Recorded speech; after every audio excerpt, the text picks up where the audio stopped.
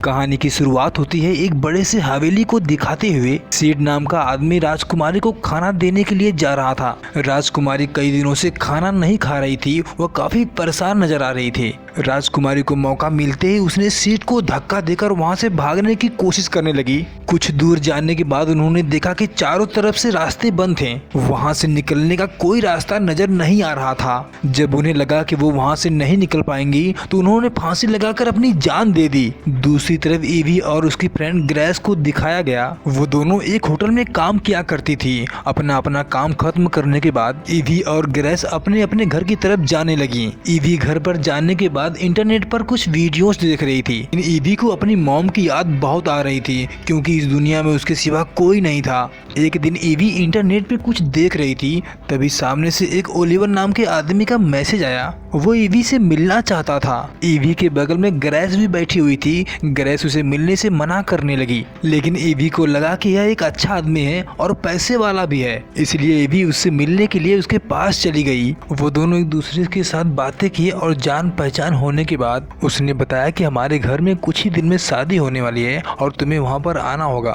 EV के मना करने के बावजूद भी ओलिवर ने उसे मना लिया था। उसके बाद ईवी भी उसके साथ घर जाने के लिए तैयार हो गई। कुछ ही घंटों में ओलिवर ईवी को लेकर उस हवेली के पास पहुंच गया, जहां पर उस राजकुमारी ने अपनी जान दे दी थी। ईवी उस बड़े से घर को देखकर बहुत खुश हुई। उसके बाद ईवी ने देखा कि वहां पर कुछ लड़कियां और भी आई हुई थी। वो लोग उसी घर में काम करने वाली थी। डी नाम की लड़की कुछ कांच के गिलासों को लेकर आ रही थी। अचानक से ईवी से टकरा गई। गिलास टूटने की वजह से ईवी भी उनकी मदद करने लगी। तभी वहां पर फीड आ गया। वह ईवी से बदतमीजी से बात करने लगा था। ईवी को बहुत बुरा लगा। तभी वहां पर वाल्टर आ गया। उसने बताया कि हमारी खास मेहमान है। उसके बाद फीड ने ईवी से माफी मांगकर वहां से चला गया। वाल्टर और ईवी एक दूसरे से बात कर रहे थे, तभी वहां पर ओलिवर भी आ गया। वो सभी आपस में बात किए, तभी वहां पर फीड फिर से आ गया। उसके बाद फीड ईवी को लेकर एक रूम के अंदर गया। उसने बताया कि आज से यह रूम तुम्हारा है।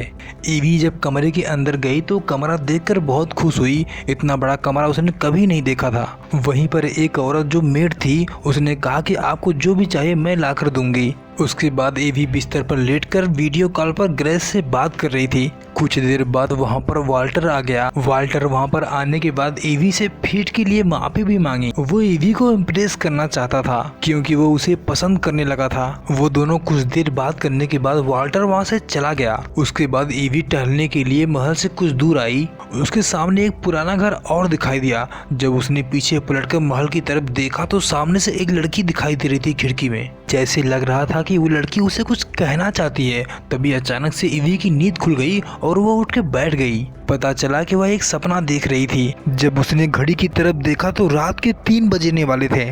उसके बाद ईवी रूम से बाहर आई और उसने नीचे देखा तो फीड उन लड़कियों को कुछ बता रहा था। इधर ईवी के पीछे जैसे लग रहा था कि कोई खड़ा है। जब ईवी ने पीछे देखा तो वहाँ पर कोई नजर नहीं आया। फिर कुछ देर इंतजार करने के बाद जब उसने देखा कि घंटी 2 बार बजी तो उसने 2 नंबर की लड़की को लाइब्रेरी साफ करने के लिए कहा। जब वो लड़की लाइब्रेरी के अंदर गई, उसने मोमबत्ती को जलाया और वो लाइब्रेरी को साफ करने लगी। तभी अचानक से मोमबत्ती बुझ गई। उसे लगा कि शायद मोमबत्ती हवा की वजह से बुझ गई होगी। उसके बाद उसने कई मोमबत्तियां जलाई। देखते ही देखते सारी मोमबत्तियां बुझ गई और अचानक से कुछ वहाँ पर गाने भी चलने लगे। जब उस लड़की ने ऊपर देखना चाहा तो जैसे लगा कि किसी ने उसे मार दिया। ईवी जब अपने कमरे में सोई हुई थी, नीचे उसे पार्टी में बुलाया गया। ईवी भी नीचे आकर पार्टी में एंजॉय कर रही थी। कुछ देर बाद वहाँ पर फीड आया और 2 लड़कियों को सामान लेने के लिए तहखाने में भेज दिया। जब वो दोनों नीचे गए तो उसने सामने से दरवाजे को बंद कर दिया था। जब वो दोनों नीचे जाकर सामान को इधर उधर ढूंढ रही थी,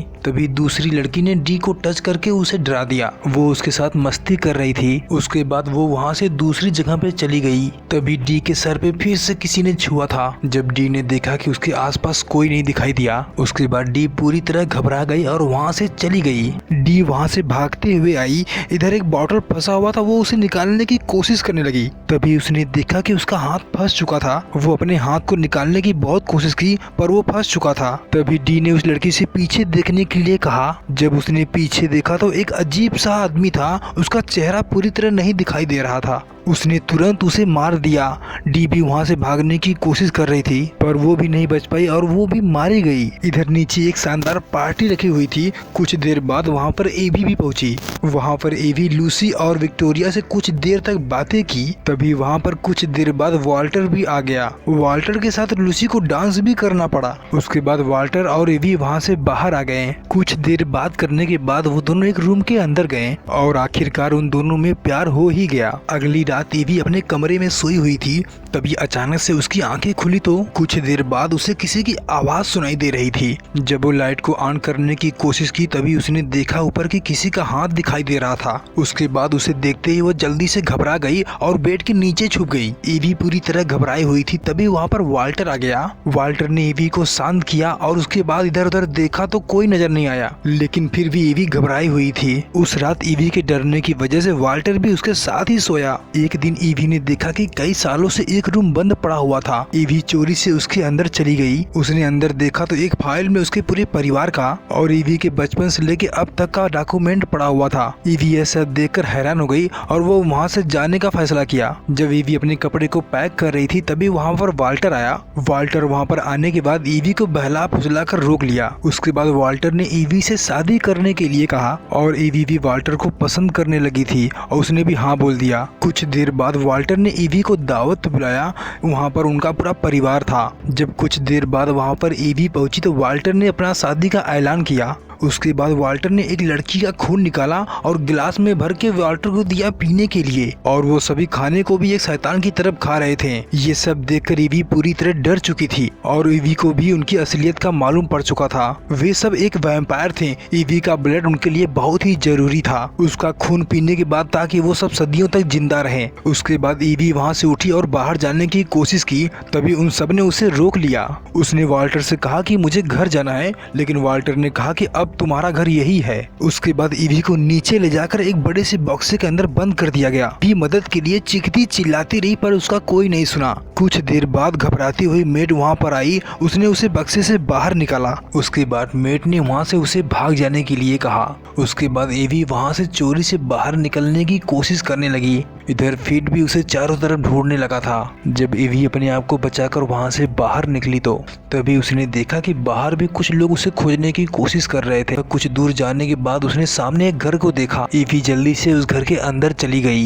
एवी ने अंदर जाने के बाद देखा कि वहाँ पर ढेर सारी लाशें दिखाई दे रही थी। कुछ देर बाद एवी ने देखा कि उसने मेट को भी मार दिया था। एवी मौका देखते ही वहाँ से बाहर भाग निकली और बाहर से दरवाजे को बंद कर दिया। फीट अंदर से ही दरवाजे को पीटने लगा था।